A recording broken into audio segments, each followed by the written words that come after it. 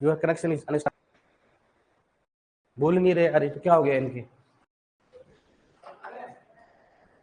Sir इनको देखना है, ये कनेक्शन इज अनस्टेबल बता रहे हैं और बच्चों का जवाब ही नहीं आ रहा है।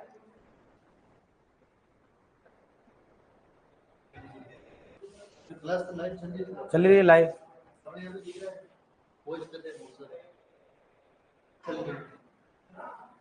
हाँ अच्छा, आप क्या नहीं जाता है, ठीक है। तो बताओ इनकी प्रकृति कौन सी होती है? क्षारीय। लगातार उपयोग करने से मृदा कौन सी जाएगी? क्षारीय होगी। कौन सी होगी? कौन सी मृदा उपयुक्त माना जाता है? अम्लीय। मतलब थोड़ा सोच समझ के बोलो, ऐसे मतलब गीत नहीं गाना अपने को, है। अब सुनो, अब इनका नुकसान जो होता है, नाइट्रेट युक्त उर्वरक का नुकसान हमेशा या तो होगा लीचिंग के रूप में, किसके रूप में होता है, या फिर किसके रूप में होगा, डीनाइट्रिफिकेशन। किसके रूप में होगा? डीनाइट्रिफिकेशन, ठीक है। या तो किसके रूप में बताओ, लीचिंग के रूप में, या किसके रूप में होगा, डीनाइट्रिफिकेशन। भाई नाइट्रेट जो मृदा में अधिक चालक होता है, अधिक चालक होने के कारण क्या होगा इसका? लीचिंग के रूप में नुकसान होगा, ठीक है। लेकिन डीनाइट्रिफिकेशन का परिभाषा क्या लिखा है मैंने, कि नाइट्रेट का वायु की अनुपस्थिति में एंटो गैस में बदलना। इसका मतलब डीनाइट्रिफिकेशन का नुकसान तब होगा जब वहां पर पानी भरा रहेगा, और पानी कहां पड़ता है बताओ? धान। इसका मतलब नाइट्रेट का नुकसान धान के खेत में डीनाइट्रिफिकेशन के रूप में होता है, तथा सामान्यतः किसके रूप में होगा? तो अगर पूछे नॉर्मली कि बताओ नाइट्रेट का नुकसान किस रूप में होता है, लीचिंग और, लेकिन मुख्यतः पूछे क्या करोगे आप? लीचिंग करना है। मुख्यतः पूछे क्या करना है? या अगर पूछे धान के खेत में नाइट्रेट युक्त उर्वरक का मुख्यतः नुकसान होता है किसके रूप में बताओ? हालांकि वहां लीचिंग के रूप में भी हो सकता है, लेकिन मुख्यतः किसके रूप में होगा? डीनाइट्रिफिकेशन के रूप में ही क्यों होगा? क्योंकि नाइट्रेट का वायु की अनुपस्थिति में एंटो गैस में बदलना। सही बात है कि नहीं बताओ? दोनों ही होगा, लेकिन मुख्यतः किसके रूप में होता है? डीनाइट्रिफिकेशन में। अब सुनना, नाइट्रेट युक्त उर्वरक को अपन कौन से अगर अधिक चालक होता है, इसलिए इसका उपयोग मुख्यतः पर्णी छिड़काव के लिए कर सकते, इसलिए कर सकते बताओ, पर्णी छिड़काव के लिए कर सकते। भाई पर्णी छिड़काव अगर मृदा में उपयोग करेंगे तो लीचिंग होगा, इसलिए पर्णी छिड़काव के लिए उपयोग कर सकते हैं, और शुष्क खेती के लिए उपयुक्त माना जाता है। किसके लिए बताओ? शुष्क खेती में इसका पर्णी छिड़काव उपयुक्त माना जाता है। शुष्क खेती में क्या होता है? पानी की कमी होती है, नाइट्रेट अगर देंगे वहां पर थोड़ा बहुत पानी हो जाता है, आराम से काम चल जाता है, ठीक है। ये हो गया, कौन सा हो गया? शुष्क खेती में उपयोग कर सकते हैं, और इसका शुष्क खेती में उपयोग कर सकते हैं। अब कौन कौन से नाइट्रेट होते हैं? एक तो होता है सोडियम नाइट्रेट, इसकी बात करते हैं, सोडियम नाइट्रेट। एक होता है कैल्शियम नाइट्रेट। कौन सा होता है? कैल्शियम नाइट्रेट, ठीक है। कैल्शियम नाइट्रेट में ऐसा होगा ना, ठीक है। और एक कौन सा बताओ? Potassium nitrate. क्या होता है? Potassium nitrate. इसको क्या बोलेंगे बताओ? इसको बोलेंगे सोडियम नाइट्रेट। क्या बोलेंगे इसको? तो सोडियम नाइट्रेट, ठीक है। इसको क्या बोलेंगे बताओ? Calcium nitrate. क्या बोलेंगे उसको? Calcium nitrate, calcium nitrate.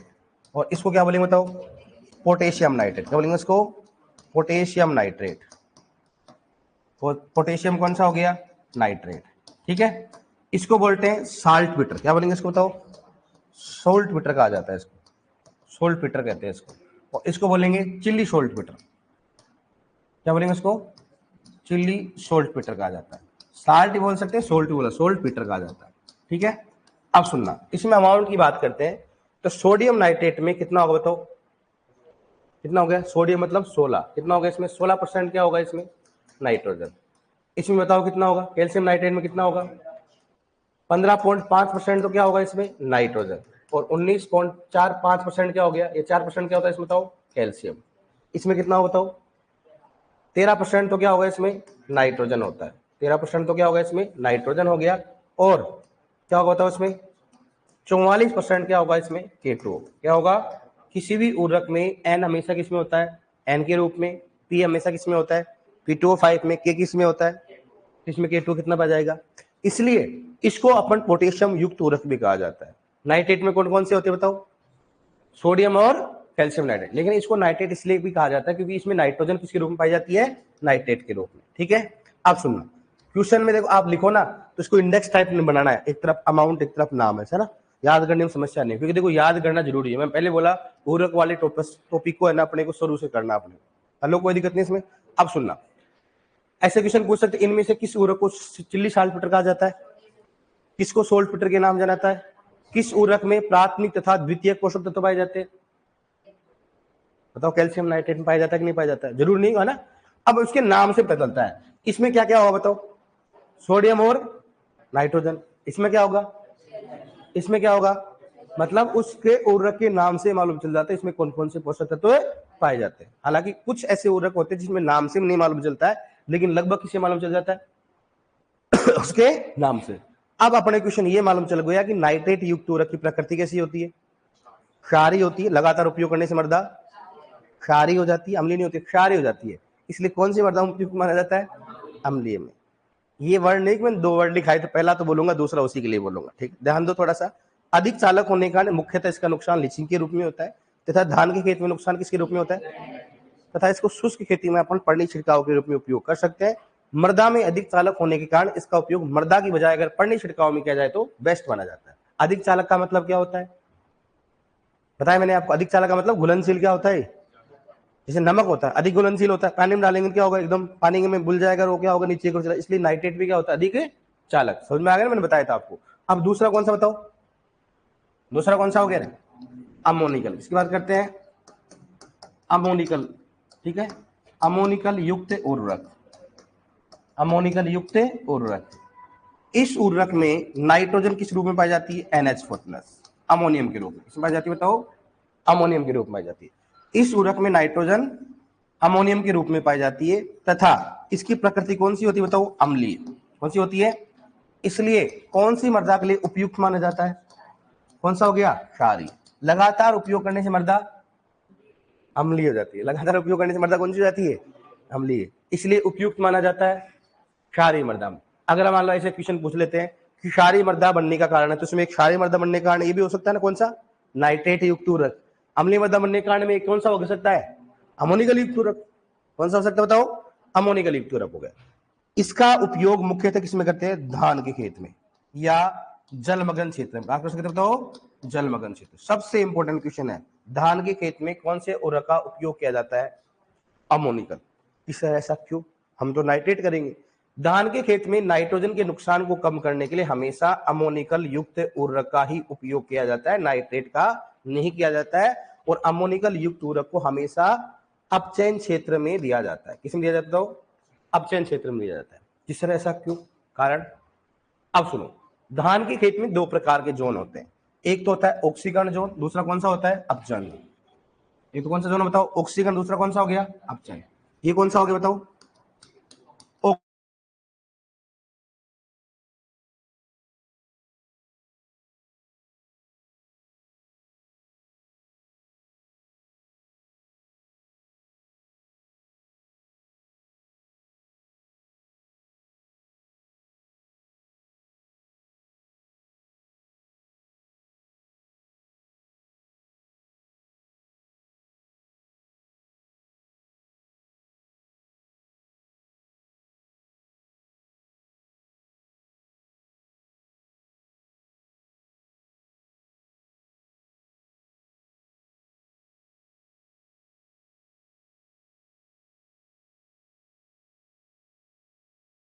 जाएंगी तो मर जाएंगी, मतलब जब वो घूमेंगी ना तभी उनको क्या मिलेगी बताओ, ऑक्सीजन, है ना। अरे भाई साहब ये क्लास, अरे किस किस के आ रही है प्रॉब्लम, किस किस की प्रॉब्लम आ रही है बताओ बेटा। क्लास अटक अटक के चल रही है सर, टेक्निकल एरर, ठीक है। देखो एक बार क्लास सही चल रही है क्या, चल गई, ओके डियर, समझ गए डियर। ऑक्सीजन और, तो जो पानी भरा हुआ तो ऊपर वाला तो कौन सा होता है, ऑक्सीजन, और जो नीचे कौन सा होता है, जो गारा होता है, उसको क्या बोलेंगे, ऑक्सीजन क्षेत्र में क्या होती है। अब मैंने बोला कि धान के खेत में हमेशा अमोनिकल क्षेत्र में कौन सा करना चाहिए, अपचयन क्षेत्र में करना चाहिए। तो यहां पर तो कौन सा करूंगा मैं, अमोनिकल उर्वरक। क्या कर पाते हो, अमोनिकल उर्वरक। और यहां पर कौन सा करूंगा, नाइट्रेट युक्त उर्वरक। इसका मतलब यह हुआ कि धान के खेत में अगर नाइट्रेट युक्त उर्वरक का उपयोग करना है तो कहां करोगे आप, ऑक्सीकरण क्षेत्र में। और अगर मान लो आपको क्या करना है, अमोनिकल, कहां करोगे आप, सर हम तो ऐसा नहीं करेंगे। और आपने बोला कि धान के खेत में कौन सा उपयोग किया जाता है, अमोनिकल किया जाता है। जैसे मान लो मैं समझाऊं आपको, 2 क्षेत्र अपने पास, ऊपर वाला कौन सा है यहां पर ऑक्सीजन है, यहां पर ऑक्सीजन नहीं है।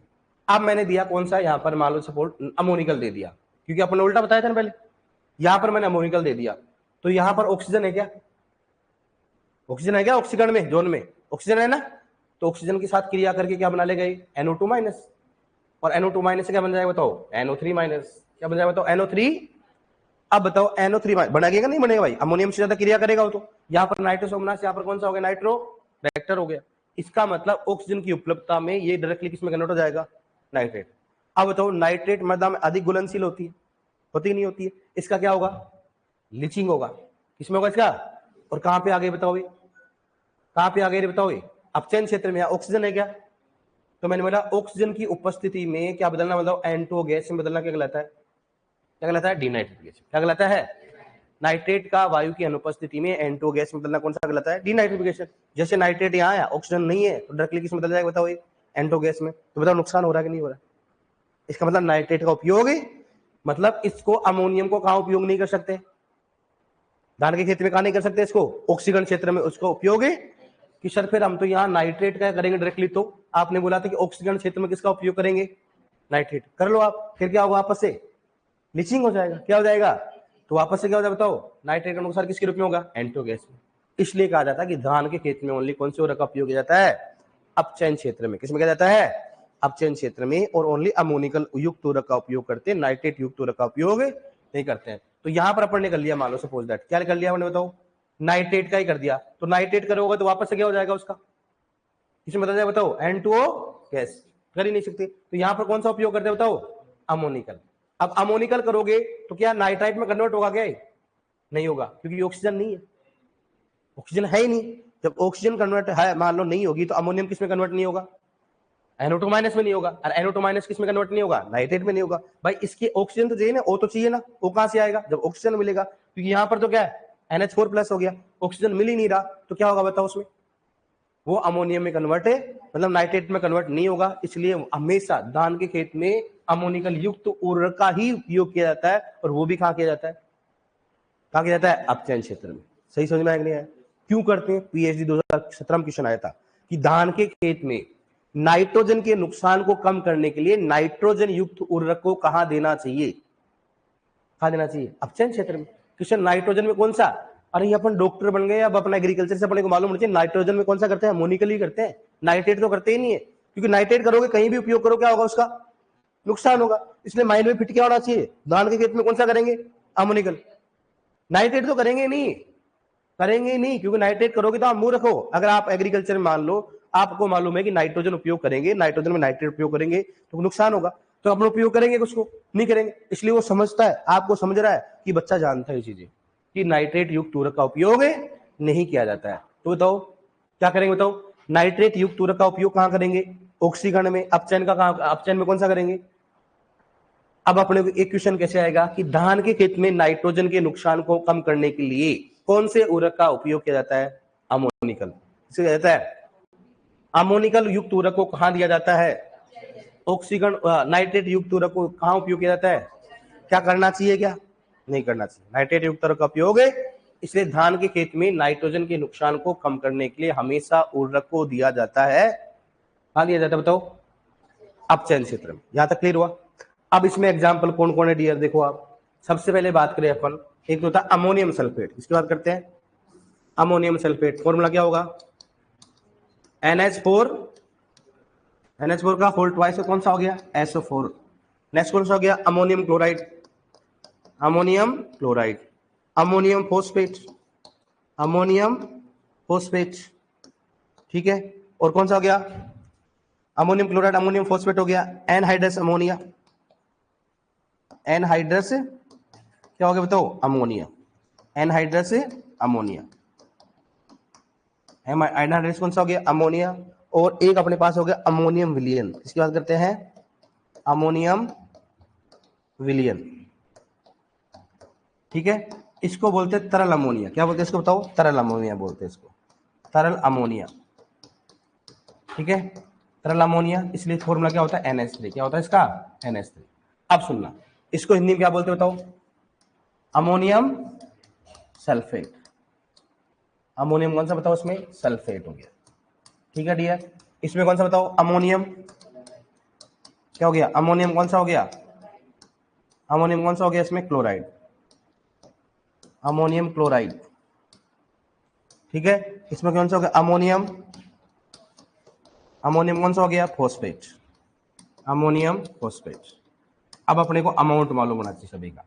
अब देखो सबसे अधिक इसी का पूछता, ध्यान रखना, अमोनियम सल्फेट का। अभी तक का रिकॉर्ड रहा है, अगर 100 क्वेश्चन पूछा है ना, तो 90 क्वेश्चन कहां से पूछा है? अमोनियम सल्फेट से। अमोनियम सल्फेट की बात करते हैं, इसमें 20.5% तो क्या होती है? नाइट्रोजन, तथा 24.5% क्या होगी उसमें? सल्फर। सबसे इंपॉर्टेंट क्वेश्चन है, बताओ अमोनियम सल्फेट में सल्फर की मात्रा होती कितनी होती है? 24.5। अमोनियम सल्फेट में नाइट्रोजन की मात्रा कितनी होती है? ऐसा कौन सा उर्वरक जिसमें प्राथमिक तथा द्वितीयक पोषक तत्व पाए जाते हैं? Ammonium sulphate. और बताएंगे अमोनियम क्लोराइड में क्या क्या होगा? नाइट्रोजन और क्लोरीन। क्लोरीन अपने मतलब नहीं है, इसमें क्या क्या होगा बताओ? नाइट्रोजन और फॉस्फोरस। इसमें क्या होगा? अमोनिया मतलब नाइट्रोजन होगा, इसमें कौन सा तरल? अमोनिया। इसमें क्या होगा? नाइट्रोजन होगा। अपने को फॉर्मूले से मालूम होना चाहिए, क्योंकि आजकल ऐसे नहीं पूछते, आजकल सीधा पूछ सकते हैं अमोनियम सल्फेट में कौन से पोषक तत्व पाए जाते हैं। जीआरएफ 2017 में क्वेश्चन पूछा गया ऐसा, उर्वरक का नाम दे दिया, सब रट के चले गए, मालूम नहीं कौन कौन से पोषक तत्व होते हैं। तो अपने को ये भी मालूम होना चाहिए कौन से उर्वरक में कितने पोषक तत्व पाए जाते, क्या क्या पाए जाते हैं। बताओ अमोनियम क्लोराइड में कितना हो गया? 24 से 26% क्या होगा? नाइट्रोजन। किसी बुक में कितना दे रखा है? 25, इसलिए अरेंजमेंट के लिए 24 से। अमोनियम फॉस्फेट में कितना हो गया? 20% तो क्या होगा इसमें? नाइट्रोजन। और 20% क्या होगा इसमें? P2O5। क्या होगा बताओ? अपन फॉस्फोरस बोल सकते हैं, लेकिन अपने को समझ में आना चाहिए। समझ में तो आता है ना अपने को? किसी मैं बोल दूं, कई बार बोल दूं भाई यूरिया में फॉस्फोरस कितना होता है? 46, तो आप ये मत सोचना सर फॉस्फोरस नहीं फॉस्फेट होता है। बोल सकते हैं, पूछ सकते हैं, लेकिन मालूम होना चाहिए कि हमेशा किसी भी फॉस्फोरस युक्त उर्वरक में फॉस्फोरस हमेशा किस रूप में पाई जाती है? P2O5 में, फॉस्फेट में। ठीक है, ठीक है। अब एनहाइड्रस अमोनियम में कितना होता है बताओ? इसमें 82.5% क्या पाई जाती है? नाइट्रोजन। सर्वाधिक नाइट्रोजन किस उर्वरक में पाई जाती है? Anhydrous ammonium. अमोनियम विलियन में कितनी पाई जाती है? लगभग 20 से 25% क्या होगा इसमें? नाइट्रोजन। 20 से 25% क्या होगा? नाइट्रोजन। ये अपने को मालूम होना चाहिए। समझ में आ गया ना? अमोनियम सल्फेट में नाइट्रोजन, अमोनियम सल्फेट में सल्फर, अमोनियम क्लोराइड में नाइट्रोजन, अमोनियम फॉस्फेट में फॉस्फोरस। नाइट्रोजन कितना होता है? एनहाइड्रस अमोनियम में नाइट्रोजन। अमोनियम विलेन में कितना हो गया? 20 से 25। मैं वापस से स्लाइड पूछूंगा, ध्यान रखना। अमोनियम सल्फेट में नाइट्रोजन, सल्फर, अमोनियम क्लोराइड में नाइट्रोजन, अमोनियम फॉस्फेट में nitrogen, phosphorus, anhydrous ammonium nitrogen. और अमोनियम विलेन में कितना होता है? 20.5। अब बताओ मेरे को अमोनियम सल्फेट में नाइट्रोजन की मात्रा कितनी होती है?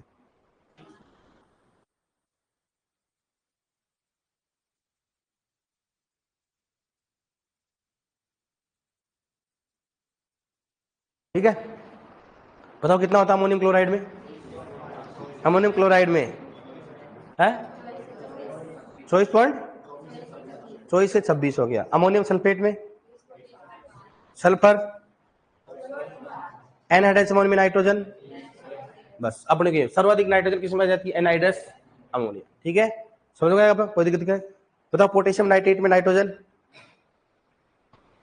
पोटेशियम नाइट्रेट में 13% कितना होता है? अच्छा भूल गए होंगे आप, थोड़ा गलती हो गई मेरे से।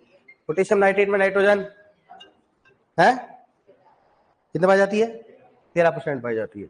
अमोनियम कैल्शियम नाइट्रेट में नाइट्रोजन, सोडियम नाइट्रेट में नाइट्रोजन। चलोगे आप? देखो आप लिखो नाइट्रेट युक्त उर्वरक, नाइट्रेट युक्त उर्वरक। हेडिंग डालो नाइट्रेट युक्त उर्वरक, है ना? नाइट्रोजन युक्त उर्वरक चला था ना पहले, अब नाइट्रोजन युक्त उर्वरक में कौन सा हो गया? नाइट्रेट युक्त उर्वरक, नाइट्रेट युक्त उर्वरक, नाइट्रेट युक्त उर्वरक।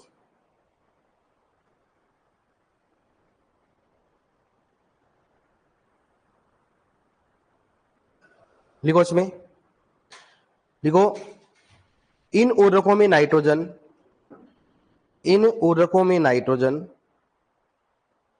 इन उर्वरकों में नाइट्रोजन NO3 माइनस, इन उर्वरकों में नाइट्रोजन NO3 माइनस, इन उर्वरकों में नाइट्रोजन NO3 माइनस के रूप में पाई जाती है।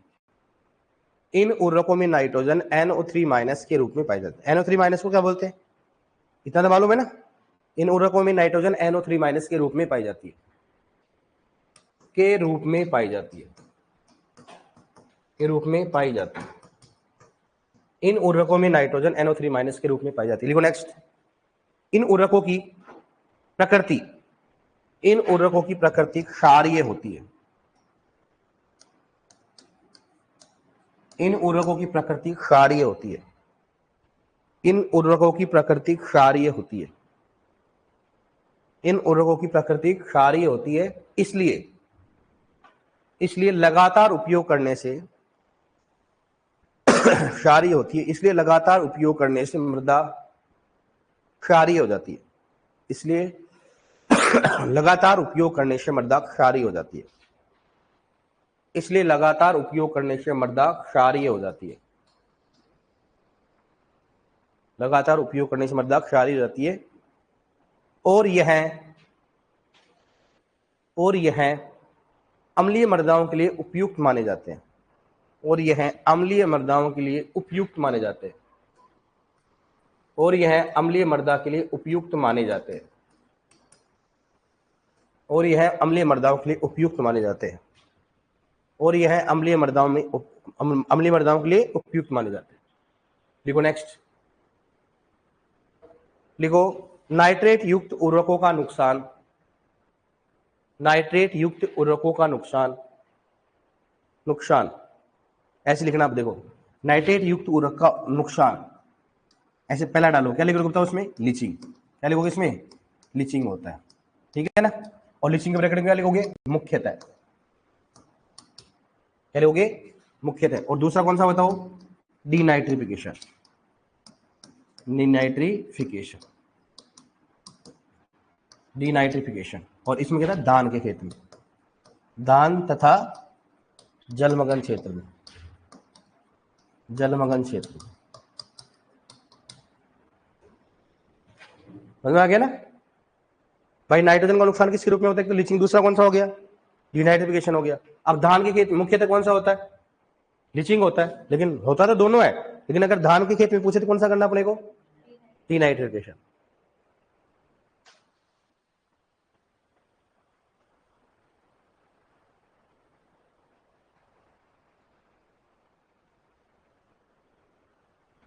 मुख्यतः कौन सा होता है उसमें? लीचिंग हो गया। ठीक है, समझ में आ गया ना? लीचिंग परिभाषा मैंने बता दिया आपको। पोषक तत्व में क्या बताया बताओ? खाद बताया ना मैंने आपको। बताओ देखो कौन बताएगा? है कौन बताएगा? बताओ देखिए। आप याद आ रहा है कुछ? पशु परिचर कुछ याद आ रहा है क्या? है आप बताओ देखो। आप बताओ। पोषक तत्वों का मृदा के साथ घुलकर। कौन बताएगा? पोषक तत्वों का या लवणों का जल के साथ घुल करके, मृदा के साथ नहीं, जल के साथ घुल करके जड़ क्षेत्र से क्या कहलाता है? तो फिर आप क्यों नहीं बता रहे भाई साहब? चलो आपको एक संडे और देते हैं रिवाइज करने के लिए। सही बात है कि नहीं? फिर देख लेते हैं। एक संडे और रहा हूँ, रिवाइज कर लेना। तो ध्यान रखना क्लास में है ना, मैं फिर तुम्हारा ट्रीटमेंट भी स्टार्ट कर दूंगा। मैं तुम्हारे पापा के नंबर देना सभी के। दूंगे पढ़ते नहीं है इनको। अब है ना एक साइन करवा लो इनको दौड़ा दौड़ा के पिटना चाहिए इनको। क्यों गए थे घर पे? 2-4 दिन के लिए बोला था। मैंने बोला नौकरी ले लो एक बार, मजे वाली नौकरी बाद में नहीं है। जितना मेहनत करो, जितनी अपने में औकात है ना, उतनी ताकत लगा दो सारी सारी। झोंक दो अपने आप को कि मेरे को एक एक लाइन याद होनी चाहिए। क्या होना चाहिए? मैं आपको ये तो बोल नहीं रहा हूँ आपको बुक पढ़नी, ये बुक नहीं बोल रहा हूँ आपको। मैंने बोला नोट्स रट लेना, बस सिलेक्शन हो जाएगा। नोट्स रट लेना, क्या हो जाएगा? सिलेक्शन हो जाएगा। अब आप इसको ही नहीं रट पाओगे फिर तो देखो यार, वो आपकी गलती है। मैं मेरा काम पूरा कर रहा तो आप भी तो करो ना। मेरे को क्या मिलेगा? मेरे को ये मिलेगा कि आप नौकरी लगोगे कम से कम। जैसे आज कोई 2-4 सुपरवाइजर आया था कोई एडमिशन कराने, सर आप सुपरवाइजर बना आपका। सर उनके पापा मिले थे कि सर चलो ठीक है, आपकी दया से हो गया, बहुत बच्चा भी खुश है, हम भी खुश हैं। तो एक मतलब जहां मिलते हैं तो एक पॉजिटिविटी मिलती है। मिलता है नहीं मिलता? बताओ आप। कहीं मान लो आप AO WO बन गए आप 10 साल बाद में, तो फोन तो करूंगा कम से कम। हाँ भाई देख लेना यार, अपना ही बच्चा है, कोई देख लो काम मत हो तो आप कर तो दोगे ना? करोगे कि नहीं करोगे? जब मेरे सुपरवाइजर होंगे, मेरे स्टूडेंट होंगे, तभी तो करोगे ना आप। सही बात है कि नहीं? तो मेरे को वही खुशी काफी है जो मैं आपको फोन करके बोलूंगा ना ऐसे करो। मेरे लिए वही खुशी क्या है? वही मेरा सब कुछ है। उसमें मेरा सब कुछ मिल जाता है।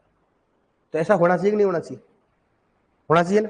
जितनी जान हो, जितना हो उतना लगा दो, दम लगा दो कि मैं वैकेंसी का नोटिफिकेशन आने से पहले मेरे पूरे नोट्स क्या होने चाहिए, टिप्स पे होनी चाहिए, बस खत्म बात।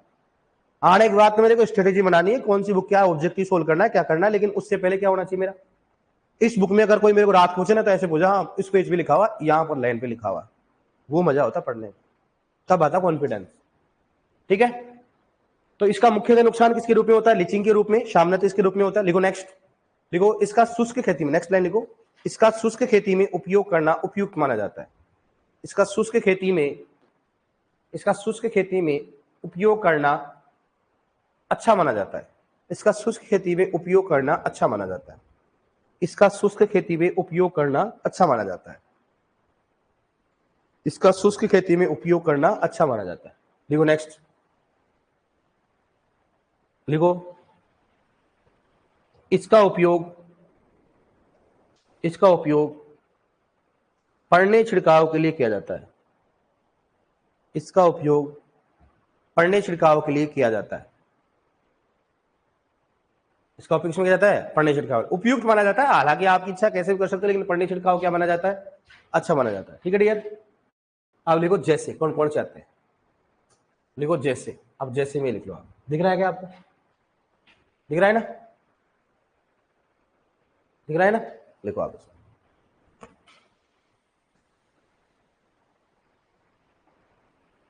इस नोट से जेट की तैयारी किया, आप सीयूटी की तैयारी कर लो, कोई दिक्कत नहीं, जेट सीयूटी सब तैयारी कर लो उससे आप।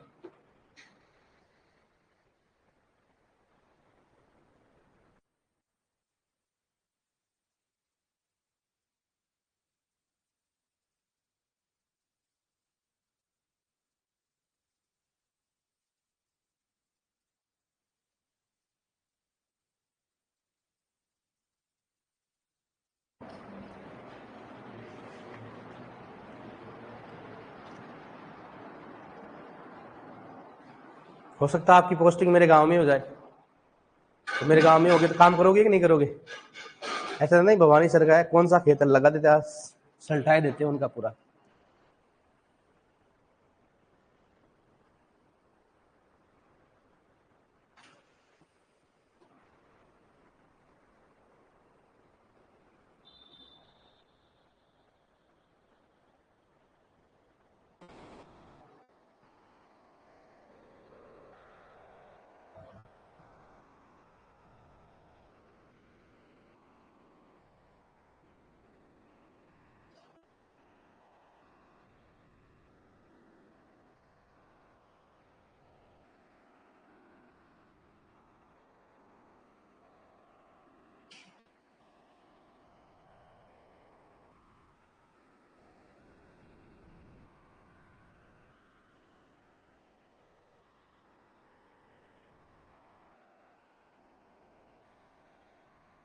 साल्ट पटर लिखा, क्या लिखा, साल्ट, एक कोने ऊपर क्या लिखा, चिल्ली साल्ट पटर, क्या है, साल्ट पटर।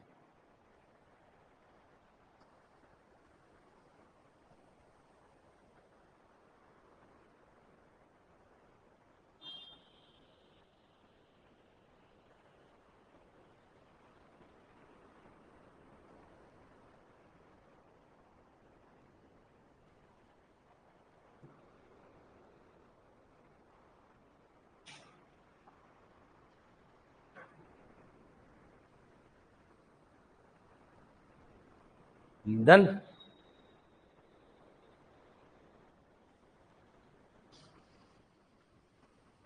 तो मेरे को नया नया दिख रहा है यार, तो कब आया यार, मेरे को तेरे ध्यान नहीं दिया जरा, तुम दोनों नए दिख रहे हो मेरे को, ये नहीं ये आप, एक महीना हो गया ना आपको, बीच में छुट्टी आ गई लेकिन, है ना, हाँ मतलब बीच में 15 दिन की छुट्टी आ गई अपनी, लिख लिया डन, नहीं लिखा, अब लिखो नेक्स्ट, अमोनिकल युक्त उर्वरक। फर्स्ट कौन सा हो गया, नाइट्रेट, दूसरा लिखो अमोनिकल युक्त उर्वरक, देखो अमोनिकल युक्त उर्वरक, पहला कौन सा लिखा मैंने, नाइट्रेट युक्त उर्वरक, दूसरा कौन सा लिखोगे, अमोनिकल युक्त उर्वरक।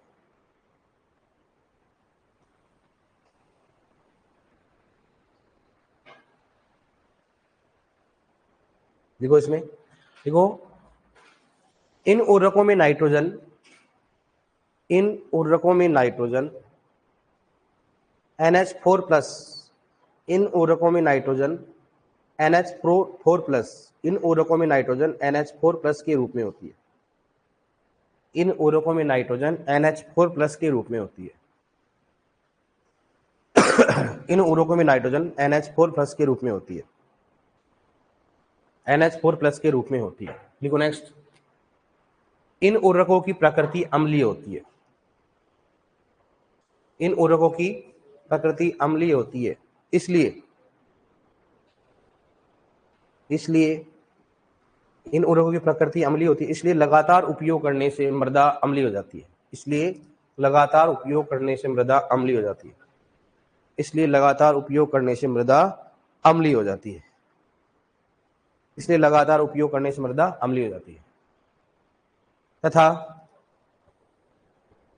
देखो, तथा नेक्स्ट लाइन पॉइंट बना के लिखना, तथा के बाद में नेक्स्ट पॉइंट है ना। तथा क्षारीय मृदाओं में उपयोग करना अच्छा माना जाता है। तथा क्षारीय मृदाओं में उपयोग करना अच्छा माना जाता है। तथा क्षारीय मृदाओं में उपयोग करना अच्छा माना जाता है। तथा क्षारीय मृदाओं में उपयोग करना अच्छा माना जाता है। तथा क्षारीय मृदाओं में उपयोग करना अच्छा माना जाता है। देखो नेक्स्ट। देखो नेक्स्ट।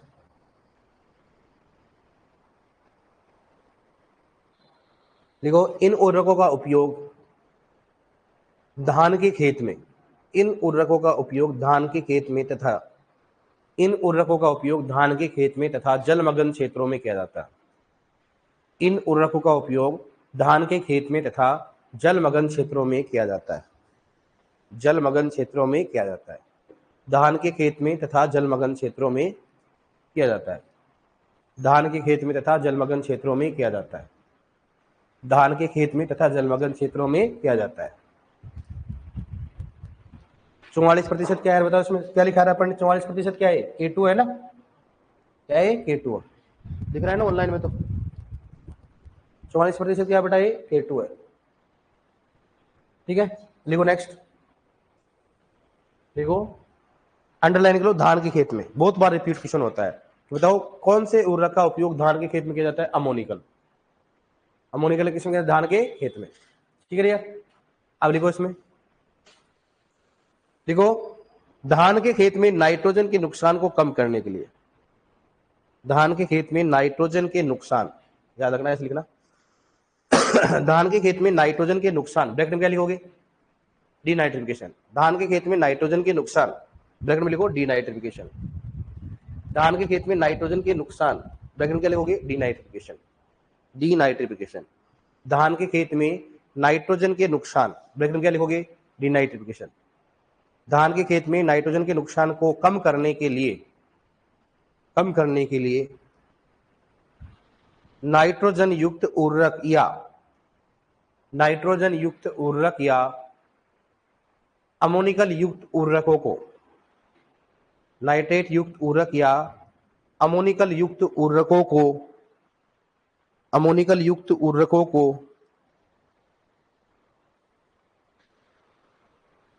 को अपचयन क्षेत्र में दिया जाता है। अपचयन क्षेत्र में दिया जाता है। अपचयन क्षेत्र में दिया जाता है। अपचयन क्षेत्र में दिया जाता है। ठीक है, अब मैंने बोला क्या लिखा है बताओ? नाइट्रोजन युक्त उर्वरक या अमोनिकल। इसका मतलब नाइट्रोजन युक्त उर्वरक भी लिखा सकता है। क्या लिखा सकता है? अमोनिकल। क्योंकि अपने खुद को समझना है कि धान के खेत में क्या कर सकते हैं बताओ भाई। मैं दोबारा बोल रहा हूं, धान के खेत में नाइट्रोजन के नुकसान के रूप में लिखो डीनाइट्रिफिकेशन। धान के खेत में नाइट्रोजन के नुकसान को कम करने के लिए नाइट्रोजन युक्त उर्वरक या अमोनिकल युक्त उर्वरकों को अपचयन क्षेत्र में देना चाहिए। अपचयन क्षेत्र में देना चाहिए। ठीक है, अब लिखो नेक्स्ट। लिखो, ये वाला लिख लो। आप समझ जाओगे ना इसका मतलब? अब समझ जाओगे या फिर उसके लिखाऊं, लैंग्वेज लिखाऊं? लिखो इसका।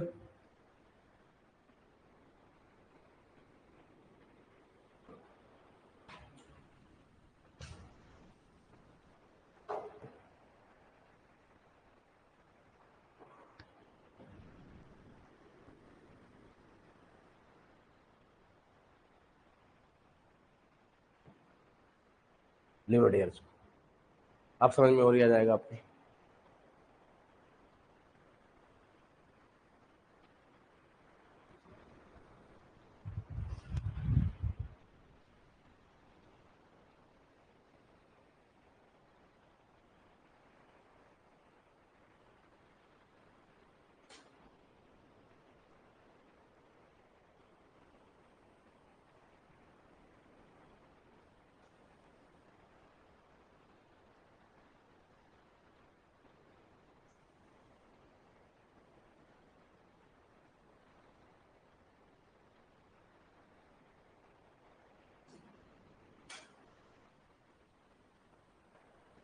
लिख लिया आपने? अब लिखो जैसे, लिख लिया क्या? ये समझ गए ना? ऑक्सीकरण में कौन सा करना चाहिए? नाइट्रेट। अपचयन में कौन सा करना चाहिए? अमोनिकल। अब लिखो जैसे, जैसे में लिख लो।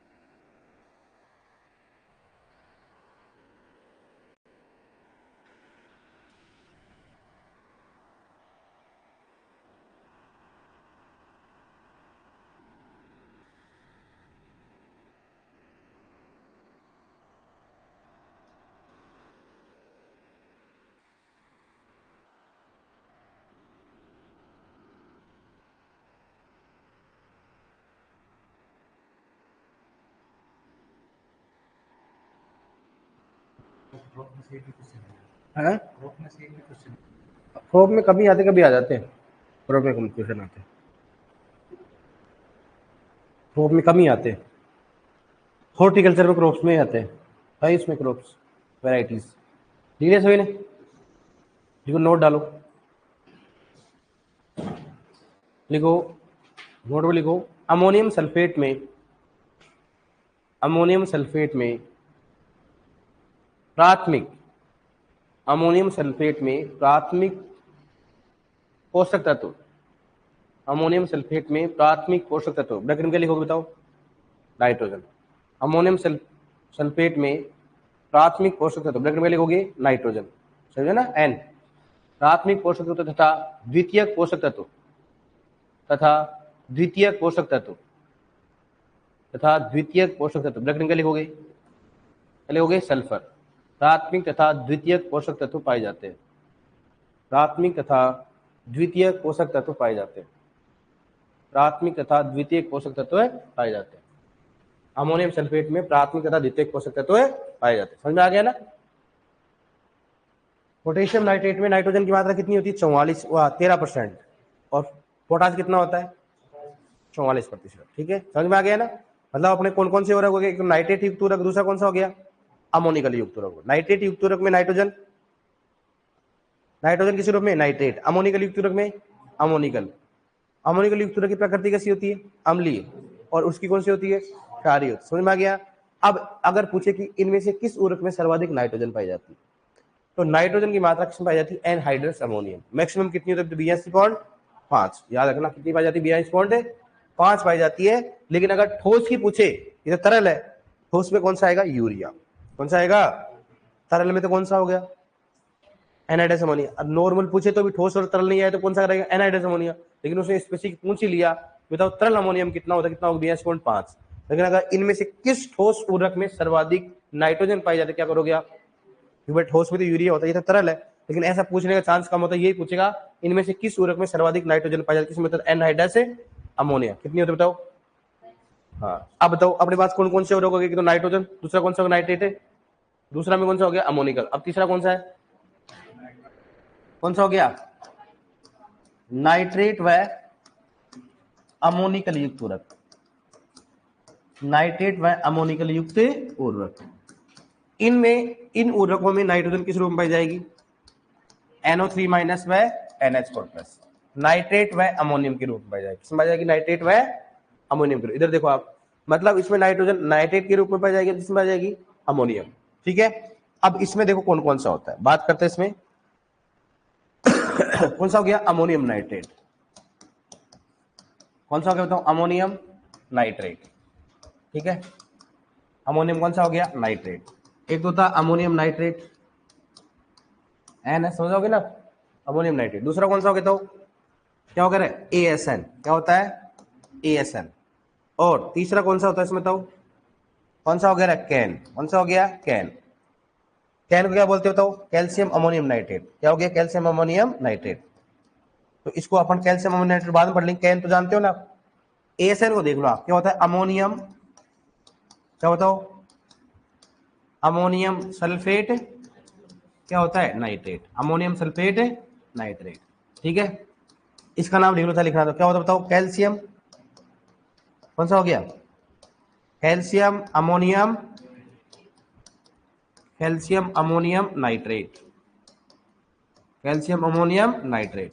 ठीक है, अमोनियम सल्फेट में नाइट्रोजन की मात्रा कितनी होती है बताओ? कितना हो गया? 33% नाइट्रोजन। ठीक है, और ASN में कितने होते बताओ? कितने होते रहे? 25% नाइट्रोजन होती है। और 15% क्या होगा इसमें बताओ? सल्फर। 15% क्या होगा इसमें? सल्फर पाया जाता है। यहां पर कैन में कितना होगा? 26%। कितना होता है बताओ?